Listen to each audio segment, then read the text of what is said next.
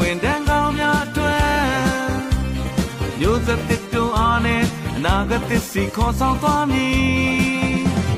ပြည်သူတွေရဲ့ပါတီပြည်သူများရဲ့လင်းရောင်ကြံ့ခိုင်ရေးနဲ့ဖွံ့ဖြိုးရေးပါတီခြေခံလူဒန်းစားများအတွက်